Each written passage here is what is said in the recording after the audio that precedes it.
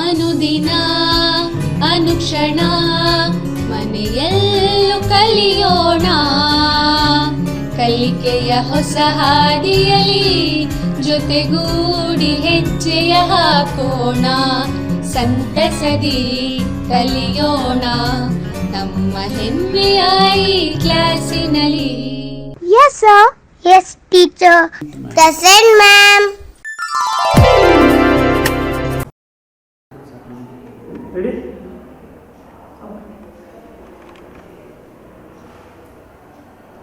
नमस्कार विद्यार्थी मित्रांनो, मी सविता पवार पुन्हा एकदा तुमच्या भेटीला आलेली आहे. प्रकरण 17व्यातला भाग दुसरा घेऊन.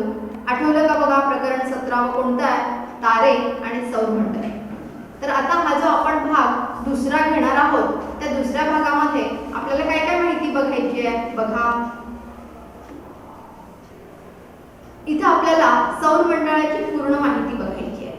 सौरमंडळामध्ये कोणकोणते सदस्य येतात, मग त्याच्यामध्ये ग्रह येतील, ग्रह सोडून आपण लघुग्रह घेऊ शकतो, धूमकेतू घेऊ शकतो, उल्का किंवा उल्कापात असू शकेल किंवा कृत्रिम उपग्रह असतील. या सगळ्यांची असणारी माहिती आपल्याला या दुसऱ्या भागामध्ये मित्रांनो बघायची आहे. आता सौरमंडळ जर आपण घेतलं तर सौरमंडळाची पूर्ण माहिती बघण्यापूर्वी आपल्याला थोडंसं मागे जावं लागेल आणि सौरमंडळाची पूर्वी प्राचीन काळी काय माहिती होती ही आपल्याला इथं बघावी लागेल. अगदी आपण भारतीय खगोलशास्त्रज्ञांपासून सुरुवात करू. प्राचीन काळामध्ये प्रसिद्ध असणारे भारतीय खगोलशास्त्रज्ञ आर्यभट्ट. आर्यभट्टांनी त्या काळी पृथ्वी संदर्भात बरीचशी माहिती ही सांगितलेली होती आणि ती आजच्या माहितीशी मिळती जुळती असणारी अशी माहिती. काय काय सांगितलं आर्यभट्टांनी? तर त्याच्यामध्ये त्याने पृथ्वी स्वतःभोवती फिरते, स्वतःभोवती फिरत फिरत ती ताऱ्याभोवती सुद्धा फिरते हे सांगितलं. ताऱ्याभोवती फिरण्याचा कालावधी किती आहे हा पण सांगितला. त्यानंतर हे जे ग्रह आहेत किंवा ग्रहांचे असणारे उपग्रह आहेत, म्हणजे आपण पृथ्वी घेतला तर पृथ्वीचा असणारा चंद्र हा उपग्रह आहे. तर हे जे आहे हे ताऱ्यापासून प्रकाश घेतात आणि तो प्रकाश परावर्तित करतात आणि म्हणून ते प्रकाशित दिसतात. ही पण माहिती त्यांनी सांगितली. त्यानंतर पुढे जाऊन त्याने चंद्रग्रहण आणि सूर्यग्रहण कसं होतं या संदर्भात पण माहिती सांगितली आणि ही माहिती आजच्या माहितीशी मिळती जुळती असलेली मुलांनो आपल्याला दिसून येते. त्यानंतर पुढच्या काळामध्ये आपण थोडंसं आलो तर पुढच्या काळामध्ये आपल्याला काय बघायला मिळतं तर तिथं एक प्रसिद्ध शास्त्रज्ञ येतात ज्यांचं नाव कोपर्निकस हे शास्त्रज्ञ. ज्या कोपर्निकस या शास्त्रज्ञांनी सूर्य केंद्रित सिद्धांत सांगितला. सूर्य केंद्रित सिद्धांत काय आहे? सूर्य केंद्रित सिद्धांत तर त्यांनी असं सांगितलं की सूर्य हा केंद्रस्थानी आहे आणि सूर्याभोवती इतर सगळे ग्रह हे भ्रमण करतात किंवा फिरतात हे त्याने सांगितलं. याच्या पूर्वी म्हणजे कोपर्निकसच्या पूर्वी शास्त्रज्ञांनी असं सांगितलेलं होतं की पृथ्वी केंद्रस्थानी आहे आणि इतर सगळ्या वस्तू पृथ्वीभोवती फिरतात हे सांगितलेलं होतं. पण कोपर्निकसनी मात्र बऱ्याच निरीक्षणांवरून हे दाखवून दिलं की सूर्य हा केंद्रस्थानी आहे आणि सगळे ग्रह हे त्याच्याभोवती फिरतात. पण त्या काळात हा सांगितलेला निर्णय हा खूप मोठा होणारा होता आणि म्हणून त्याचं प्रकाशन झालं नाही. पण त्यानंतर मात्र प्रसिद्ध पुढचे शास्त्रज्ञ येतात ते म्हणजे गॅलिलिओ हे शास्त्रज्ञ. आणि गॅलिलिओ या शास्त्रज्ञांनी स्वतःच्या दुर्बिणीमधून बऱ्याच अवकाशातील वस्तूंचं निरीक्षण केलं. मग त्यांनी शनीची कडी बघितली किंवा या सौरमंडळाचा अभ्यास त्यांनी केला आणि त्यांनी मात्र सांगितलं की कोपर्निकसनं सांगितलेलं अगदी योग्य आहे की सूर्य हा केंद्रस्थानी आहे आणि इतर सगळे ग्रह सूर्याभोवती परिभ्रमण करतात. तेव्हापासून मित्रांनो आतापर्यंत आपण हीच गोष्ट बघत आलो. ज्याच सगळ्या सौरमंडळाचा अभ्यास आपल्याला या पाठाच्या दुसऱ्या भागामध्ये हा बघायचा आहे.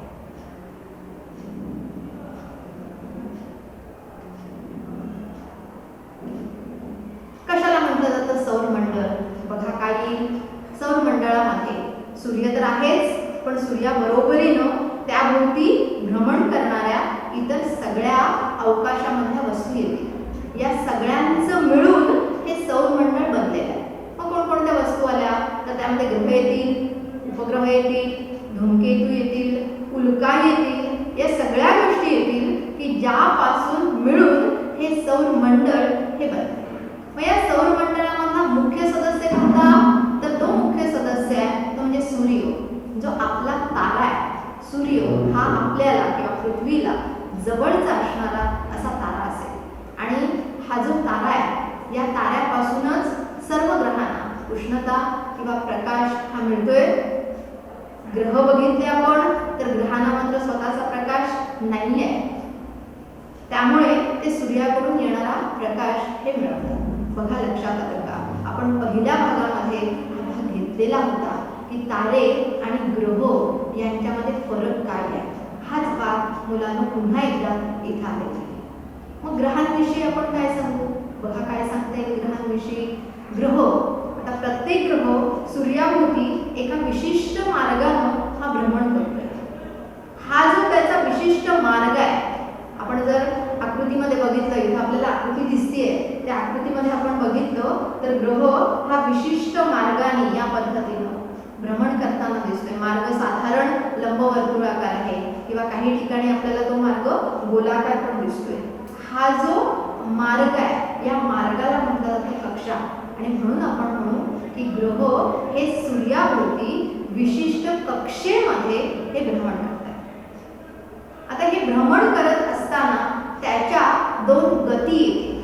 कोणत्या दोन गती येतील तर त्यामध्ये एक आपण सांगू शकतो की हे जे ग्रह आहेत हे ग्रह सूर्याभोवती एक फेरी पूर्ण करतात. आता जेव्हा ते सूर्याभोवती फिरतात, हा जो सूर्याभोवती फिरण्याचा त्यांचा कालावधी आहे या कालावधीला म्हटलं जातं परिभ्रमण काळ, जो आपल्याला इथं कक्षेमध्ये हा बघायला मिळतो. दुसरं तर जेव्हा ते ग्रह सूर्याभोवती फिरतात तेव्हा सूर्याभोवती फिरण्यापूर्वी ते स्वतःभोवती पण फिरत असतात.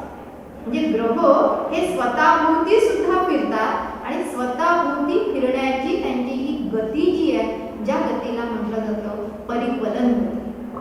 आणि सूर्याभोवती फिरत फिरत ते स्वतःभोवती पण एक फेरी पूर्ण करतात. स्वतःभोवती फिरण्याचा हा जो कालावधी आहे ज्या कालावधीला म्हटलं जातं परिक्वलन कालावधी. सौरमंडळ हे आपल्याला या पद्धतीनं बघायला मिळतं. याच सौरमंडळाची एक प्रतिकृती आता आपल्याला इथं बघायची आहे. बघूया आपण ती प्रतिकृती काय आहे. बघा मुलांनो, इथं आपण सौर मंडळाची प्रतिकृती ही घेतलेली आहे. इथं बल्ब आहे, जो बल्ब हा आपण सूर्य म्हणून इथं घेतलेला आहे. आणि सूर्याभोवती हे ग्रह इथं फिरताना दिसतात. कुठले कुठले ग्रह घेतले तर इथं जर आपण घेतलं तर हा बुध आहे, त्यानंतर शुक्र आहे, त्यानंतर इथं पृथ्वी आहे. पृथ्वीचं निरीक्षण केलं तर बघा की पृथ्वी स्वतःभोवती पण फिरते आणि स्वतःभोवती फिरत फिरत ती सूर्याभोवती पण फिरते. आणि पृथ्वीच्या बाजूला अजून एक लहानसा पांढरा भाग दाखवला आहे. हा पृथ्वीचा असणारा तो उपग्रह आहे, ज्या उपग्रहाला आपण म्हणतो चंद्र. त्यामुळे पृथ्वी आणि पृथ्वीचा असणारा हा उपग्रह चंद्र हा इथं दाखवला आहे. त्यानंतर पुन्हा आपण गेलो तर मंगळ येतो. मंगळाच्या पुढं गुरु हा ग्रह येतो.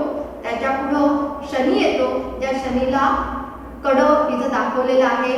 त्यानंतर युरेनस येतो आणि त्यानंतर नेपच्यून येतो. त्यामुळे एवढे सूर्याभोवती फिरत असलेले हे 8 ग्रह या प्रतिकृतीमध्ये आपल्याला बघायला मिळतात. मग तुम्हाला कल्पना आली की नाही बघा. आता याच्यामध्ये जर पुढे जाऊन आपण घेतलं तर हे जे जवळचे असणारे ग्रह आहेत, हे जवळचे ग्रह सूर्याभोवती जर त्यांना एक फेरी पूर्ण करायची असेल तर कमी कालावधीमध्ये ते पूर्ण करतील. पण लांबचे असणारे ग्रह आहेत त्यांना जर सूर्याभोवती अशी एक फेरी पूर्ण करायची असेल तर खूप वर्षांचा असणारा कालावधी हा लागेल. म्हणजे त्यांचा परिभ्रमण काळ हा जास्त असेल. पुढे जाऊन इथं आपण सांगू शकतो की पहिले जे 4 ग्रह येतात, पहिले 4 कुठले 4 तर त्यामध्ये बुधाला शुक्र आहे, पृथ्वी आहे आणि मंगळ आहे. हे 4 जर उपग्रह आपण घेतले 4 ग्रह आपण जर घेतले तर हे जे 4 ग्रह आहेत यांना अंतर्ग्रह असं म्हटलं जातं. याबद्दल काय सांगू तर हे जे सगळे अंतर्ग्रह आहेत या अंतर्ग्रहांना असणारे जे उपग्रह आहेत त्या उपग्रहांची संख्या कमी आहे. ते साधारणपणे आपल्याला घनरूप स्थितीमध्ये हे बघायला मिळतं. पण शेवटचे जर आपण 4 ग्रह घेतले, शेवटचे 4 म्हणजे कुठले आले बघा, एकतर गुरु हा ग्रह आला, शनी हा ग्रह आला, त्यानंतर युरेनस आहे आणि नेपच्यून आहे.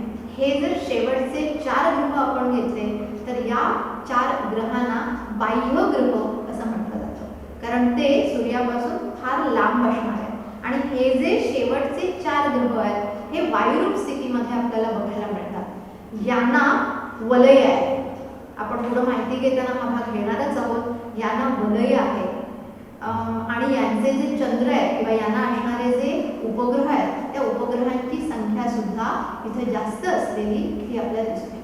अशी ही सौर मंडळाची प्रतिकृती इथं आपण बघू शकतो. सौर मंडळाची प्रतिकृती आता आपण घेतली. याच्या पुढचा भाग घेऊया आपण. याच्या पुढं आपल्याला सौर मंडळामध्ये येणारे जे ग्रह आहेत त्या ग्रहांची थोडक्यात माहिती ही बघायची आहे. त्यामध्ये क्रमाने पहिला येणारा ग्रह आपण घेऊया, जो ग्रह म्हणजे बुध, मर्क्युरी हा ग्रह. आता आपण जी प्रतिकृती बघितली त्याच्यामध्ये आपल्याला दिसलंच की हा जो ग्रह आहे बुध हा ग्रह आहे जो सौर मंडळामधला पहिला ग्रह आहे. दुसरं आपण सांगू शकतो की हा सौर मंडळामधला आकाराने सर्वात लहान असणारा पण ग्रह आहे. त्यामुळे एकत्रित आपण घेऊ शकतो की सूर्यापासून जवळ असणारा आणि सूर्यमंडळातील सर्वात लहान असणारा हा ग्रह असेल. आता हा ग्रह सूर्यापासून जवळच आहे. लक्षात आलं का बघा तुमच्या की सूर्यापासून तो जवळच आहे. त्यामुळे सूर्याकडून येणारा जो प्रकाश आहे किंवा सूर्याकडून येणारी जी उष्णता आहे ती जास्तीत जास्त या ग्रहाला मिळेल आणि त्यामुळे या ग्रहावरचं जे तापमान असेल हे तापमान सुद्धा उच्च असणारं तापमान असतं. याची बुधाची एक जी बाजू सूर्याकडे असणारी जी बाजू असेल तिथलं तापमान हे खूपच असणारं आपल्याला दिसतं.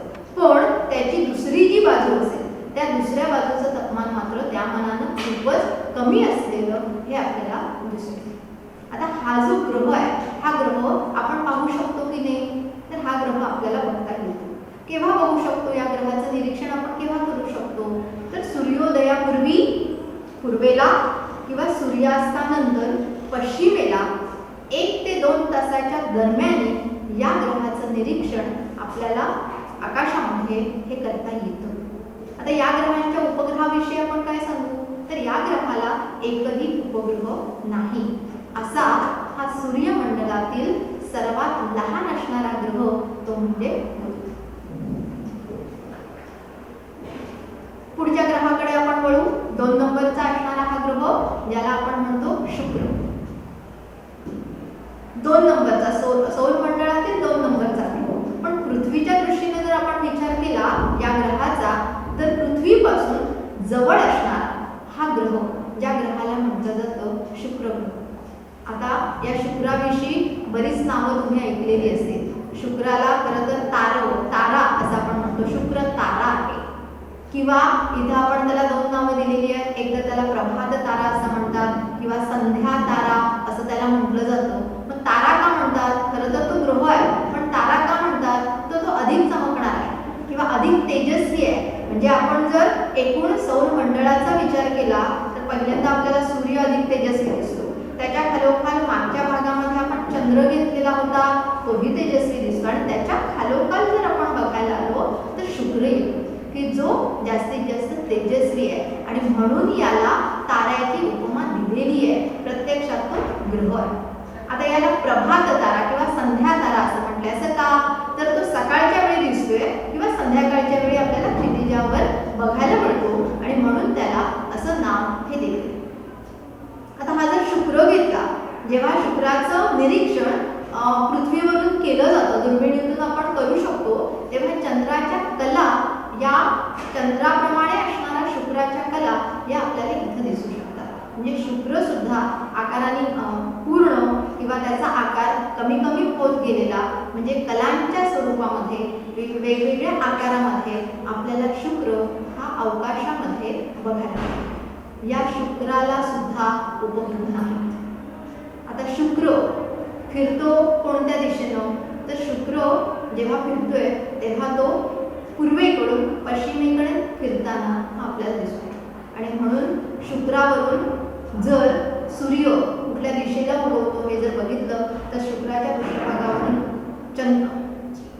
पृष्ठभागावरून सूर्य हा आपल्याला पश्चिमेकडे उगवताना दिसेल किंवा पूर्वेकडे मावळताना दिसेल. त्यामुळे असा सगळ्यात तेजस्वी असणारा असा हा ग्रह तो म्हणजे शुक्र. पुढे येतो, पुढच्या ग्रहांकडे आपण येतो. पुढचा ग्रह तर आपल्याला सर्वांना माहिती असणारा ग्रह आहे तो आपला ग्रह आहे. आपला ग्रह म्हणजे कोणता, तर पृथ्वी हा ग्रह आहे. आता पृथ्वीचं सगळ्यात मोठं वैशिष्ट्य मुलांना आपण काय सांगू शकतो बघा, सौर मंडळामध्ये असणारा हा एकमेव असा ग्रह आहे की ज्या ग्रहावर सजीव सृष्टी अस्तित्वात आहे. म्हणजे सजीव या ग्रहावर राहू शकतात, टिकून राहू शकलेले आहेत असा हा एकमेव असणारा ग्रह आहे. मग याला कारण काय, तर याला कारण आपण वेगवेगळी सांगू शकतोय की पृथ्वीवरचं तापमान जर घेतलं तर योग्य असणारं तापमान आहे, किंवा पृथ्वीवर पाण्याचं अस्तित्व आहे, किंवा वातावरण आहे, सजीवांना जगण्यासाठी योग्य असणारं वातावरण इथं आहे, किंवा सजीवांचं सूर्यापासून येणाऱ्या अतिनील किरणांपासून संरक्षण करण्यासाठी वरती ओझोनचं आवरण असलेलं आपल्याला दिसतं. आणि या सगळ्या कारणांमुळे पृथ्वीवर सजीव सृष्टी अस्तित्वात आहे. मग समजा या पृथ्वीचं अंतराळातून निरीक्षण केलं, कुठल्या रंगाची दिसते पृथ्वी आपल्याला, तर ती निळ्या हिरव्या रंगाची आपल्याला दिसते. याचं कारण काय असेल बघा, लक्षात येतं का की पृथ्वीचा जर आपण पृष्ठभाग घेतला तर त्याच्यामध्ये जास्तीत जास्त भाग पाण्याने व्यापलेला आहे आणि जमिनीचा पण भाग आहे. आणि त्यामुळे जेव्हा अवकाशातून निरीक्षण केलं जातं तेव्हा ती निळ्या हिरव्या रंगाची ही आपल्याला बघायला मिळते. आता पृथ्वी तुम्ही आकृतीमध्ये पृथ्वी दाखवता, साधारणपणे गोलाकार आहे. मधला भाग विषुववृत्ताचा जो फुगीर आहे, दोन्ही टोकांकडे आपण घेतलं, ध्रुवांकडे आपण घेतलं तर पृथ्वी थोडीशी चपटी आहे. पण आपण दाखवताना ती थोडीशी अशी तिरपी दाखवतो. असं का, तर पृथ्वीचा जो अक्ष आहे की ज्या अक्षाभोवती पृथ्वी फिरते हा थोडासा तिरपा आहे. आणि पृथ्वीचा अक्ष थोडासा झुकलेला किंवा तिरका असल्यामुळे पृथ्वीवर ऋतूंमध्ये बदल होतो. ऋतू हे बदलत जातात.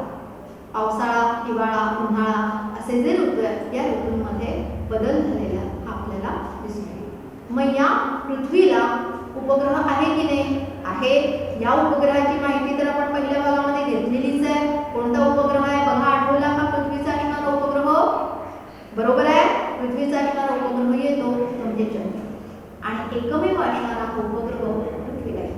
आणि पुढे जाऊन आपण असं सांगू शकतो की पृथ्वीवर ही जी सजीव सृष्टी आहे ही टिकवण्यासाठी आपण जास्तीत जास्त प्रयत्न हे करू शकतो, प्रदूषण टाळू शकतोय, आणि त्यामुळे सजीव सृष्टी यावर टिकून राहू शकते. असा हा आपला असणारा ग्रह तो म्हणजे पृथ्वी. पुढे येतो मंगळ. आता मंगळ इथं तुम्ही चित्रामध्ये बघताय, साधारणपणे तो आपल्याला लालसर रंगाचा असणारा ग्रह दिसतोय आणि म्हणून याला लाल ग्रह असं पण म्हटलं जातं. आता हा जो ग्रह आहे हा ग्रह शास्त्रज्ञांच्या दृष्टीनं शास्त्रज्ञांना आकर्षण शास्त्रज्ञांना करणारा किंवा आकर्षित करणारा असा आहे. कारण असा एक विचार आहे की या ग्रहावर सुद्धा कुठंतरी सजीव सृष्टी अस्तित्वात असली पाहिजे, पण अजूनही त्यावर ठामपणे असं काहीही माहिती मिळालेली नाही आहे. आणि म्हणून या ग्रहांवर बऱ्याच देशांनी अवकाश यानं, त्यामुळे या मंगळाचं निरीक्षण करण्यासाठी बरीच अवकाशयानं मंगळाच्या पृष्ठभागावर ही पाठवलेली आहे. नासा ही जी अमेरिकेमध्ये असणारी अंतराळ संशोधन संस्था आहे त्यांनी वेगवेगळी यानं याच्यावर पाठवली आणि मंगळाकडून माहिती, मंगळावरची माहिती ही मिळवलेली आहे. त्याच्यामध्ये मार्स, मरिनर, व्हायकिंग, पाथफाइंडर यासारखी वेगवेगळी यानं आपण सांगू शकतो. आपला देश भारत सुद्धा याच्यामध्ये कुठंही मागे नाही. इस्रो ही आपल्याकडे असणारी जी, आपल्या देशामध्ये असणारी जी अंतराळ यानं सुद्धा मंगळयान हे पाठवलेलं होतं 2013 मध्ये आणि 24 सप्टेंबर 2014 मध्ये या यानानं मंगळाच्या कक्षेमध्ये हे यान स्थिरावलेलं हे आपल्याला दिसतं आणि पहिल्याच प्रयत्नामध्ये यशस्वी ठरणारा भारत हा पहिला देश आहे. त्यामुळे मंगळाची माहिती आपण त्या यानाचा उपयोग करून ही मिळवू शकतो. मग या मंगळाला उपग्रह किती आहेत तर याचे 2 महत्त्वाचे असणारे उपग्रह येतील. एक तर फोबॉस किंवा फोबोस आणि दुसरा तर डिमॉस. हे 2 उपग्रह मंगळाचे. पुढे येतो गुरु. तर नावाप्रमाणे गुरु असणारा हा आहे जे सूर्यमंडळातील सर्वात मोठा असणारा हा ग्रह हा आपल्याला सांगायला.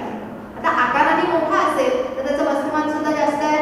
समजा त्याच्या वस्तुमानाची तुलना आपण पृथ्वीच्या वस्तुमानाशी केली तर जवळजवळ त्या ग्रहाची या ग्रहाची गुरुग्रहाचं जे वस्तुमान आहे ते पृथ्वीपेक्षा 318 पट जास्त आहे.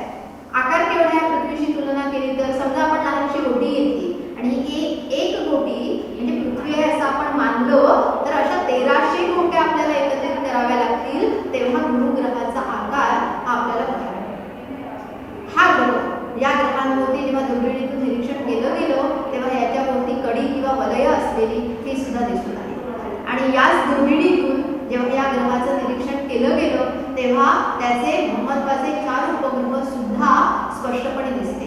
या व्यतिरिक्त सुद्धा गुरुग्रहाला स्वतःचे उपग्रह आहे. त्यामुळे सर्वात मोठा असणारा सौरमंडळातील हा ग्रह तो म्हणजे गुरु. त्यानंतर पुढे येतो शनी हा ग्रह. आता शनी हा सौरमंडळातील एक आकर्षक असणारा किंवा अद्वितीय असणारा असा ग्रह असेल. असं का म्हणता याला तर बघा मुलांनो या चित्रामध्ये आपल्याला इथे दिसते की त्या ग्रहाभोवती कडी आहे. त्यामुळे सुंदर असणारी कडी या ग्रहाभोवती आपल्याला बघायला मिळतात आणि म्हणून तो अद्वितीय आहे. साधारणपणे त्याचा रंग घेतला तर पिवळ्या रंगामध्ये तो मोडतो. याला याची जी ही कडी आहे की खूप मोठ्या संख्येने असणारी कडी या ग्रहाची आपल्याला बघायला मिळतात. त्याचा सर्वात मोठा उपग्रह येतो तो म्हणजे टिटान हा उपग्रह. आता हे मी मगाशी तुम्हाला म्हटलं की हे ग्रह वायुरूप आहे. यांची घनता जर आपण घेतली शनीची घनता जर आपण घेतली तर शनी ग्रहाची घनता ही पाण्यापेक्षा पण कमी आहे आणि म्हणून जर पाण्यावर आपण हा ग्रह टाकायला गेलो तर पाण्यावर तो उडणार नाही आहे तर तो वरती तरंगताना हा आपल्याला दिसून येईल. असा मंडलातील आकर्षक असणारा ग्रह तो म्हणजे शनी. त्यानंतर पुढचा येतो युरेनस. आता दुर्बिणीतून शोधलेले जे उपग्रह आहेत त्यामुळे इथं शास्त्रज्ञांचं नाव येतं विल्यम हर्शल. हे शास्त्रज्ञ की ज्यांनी याचा शोध लावला. या ग्रहाचा रंग कसा आहे बघा तर साधारणपणे हिरवट निळसर असणारा असा रंग. त्याचा आकार गोलाकार हा दिसतोय. पण या ग्रहाचं दुसरं एक महत्त्वाचं वैशिष्ट्य येतं की त्याच्या भ्रमणाची जी कक्षा आहे किंवा भ्रमणाचा जो अक्ष आहे तो जास्तीत जास्त कललेला असा आपल्याला दिसून येतो. दुर्बिणीतून शोधलेला हा ग्रह असेल म्हणजे युरेनस. त्यानंतर पुढे येतो शेवटचा असणारा हा ग्रह येतो तो म्हणजे नेपच्यून. आता हा ग्रह सौरमंडळामधला सगळ्यात शेवटचा असणारा ग्रह असेल आणि हा सुद्धा शोधून काढणाऱ्या शास्त्रज्ञाचं नाव आहे गॅले हे शास्त्रज्ञ. आता या ग्रहाभोवती सुद्धा वलय आहे. जे शेवटचे जे 4 ग्रह आपण घेतले त्या 4 ग्रहांना वलय असलेली ती आपल्याला दिसून येते. असा हा शेवटचा असणारा ग्रह येतो नेपच्यून. खरं तर यापूर्वी आपण अजून एक ग्रह घेत होतो प्लुटो. पण 2006 मध्ये या ग्रहाची मान्यता काढून घेतली गेली आणि त्यामुळे हा 9वा ग्रह आता आपल्याला सौरमंडळामध्ये बघायला मिळत नाही. सौरमंडळातील या ग्रहांची माहिती इथं आपण बघितली. पुढे जाऊ. पुढे आपल्याला लघुग्रह बघायचे. बघा मला इथं आपण आकृती दाखवली आहे. आकृतीमध्ये आपल्याला लघुग्रहांचा पट्टा दिसतो. बघा व्यवस्थित निरीक्षण केलं तर 2 ग्रहांच्या मध्ये हा लघुग्रहांचा पट्टा आहे. कुठल्या 2 ग्रहांच्या मध्ये येतो तर एक तर मंगळ आहे आणि बाजूला गुरु ग्रह आहे. मंगळ आणि गुरु या 2 ग्रहांमध्ये खूप मोठी जागा आहे. रिकामी जागा आहे, मोकळी जागा आहे आणि याच्यामध्ये अगदी लहान लहान असणाऱ्या अशा अवकाशीय वस्तू त्याही सूर्याभोवती फिरताना आपल्याला दिसतात. अशा असंख्य संख्येनं आपल्याला या वस्तू आढळतात आणि हे जे आहे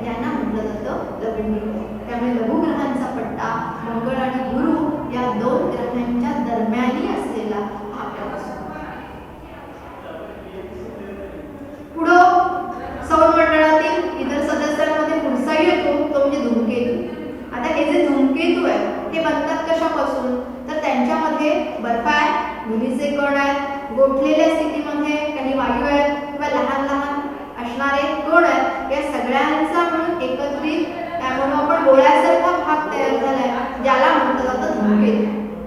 हा जो धूमकेतू आहे, हा धूमकेतू सुद्धा सूर्याभोवती लंबवर्तुळाकार कक्षांमध्ये भ्रमण करताना दिसतो. म्हणजे जसे ग्रह भ्रमण करतायत तसं हे धूमकेतू सुद्धा कक्षांमध्ये भ्रमण करताना हे आपल्याला दिसतात.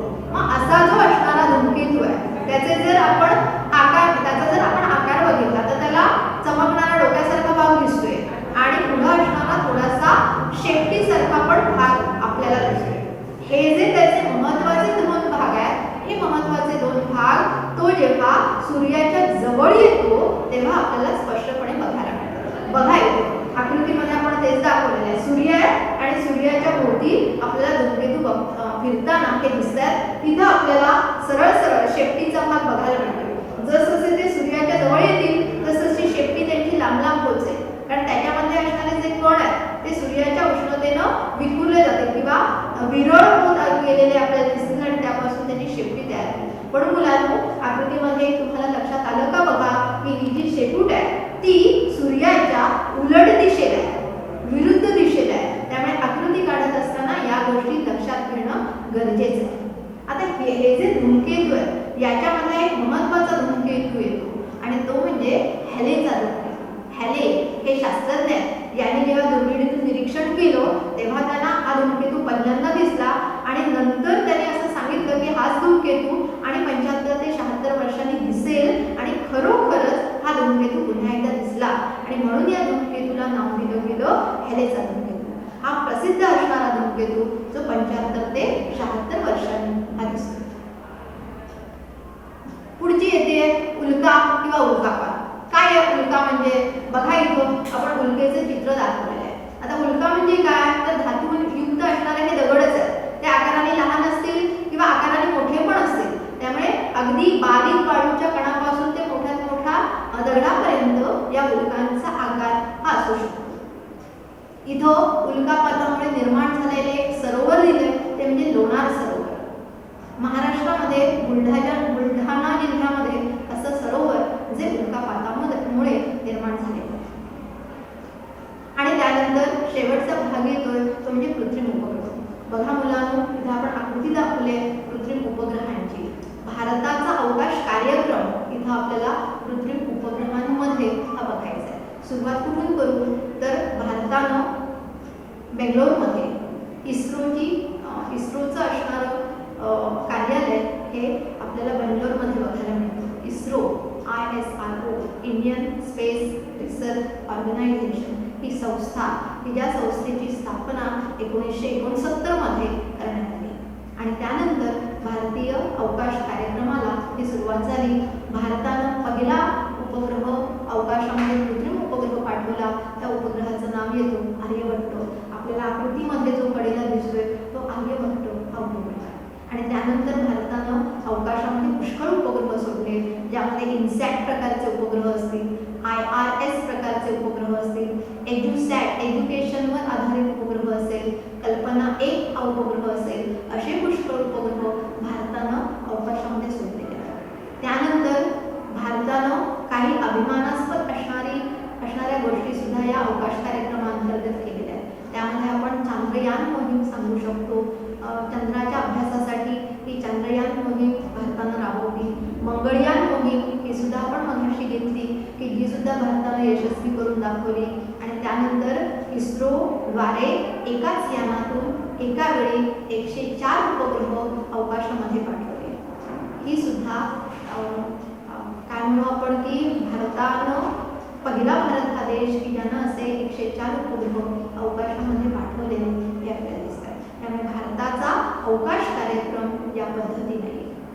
मग हे जे कृत्रिम उपग्रह जे अवकाशामध्ये पाठवले जातात त्या कृत्रिम उपग्रहांचे उपयोग काय बघूया. पुन्हा आपण कृत्रिम उपग्रहांचे उपयोग काय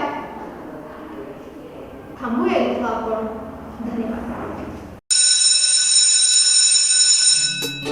ಅನುದಿನ ಅನುಕ್ಷಣ ಮನೆಯಲ್ಲೂ ಕಲಿಯೋಣ ಕಲಿಕೆಯ ಹೊಸ ಹಾದಿಯಲ್ಲಿ ಜೊತೆಗೂ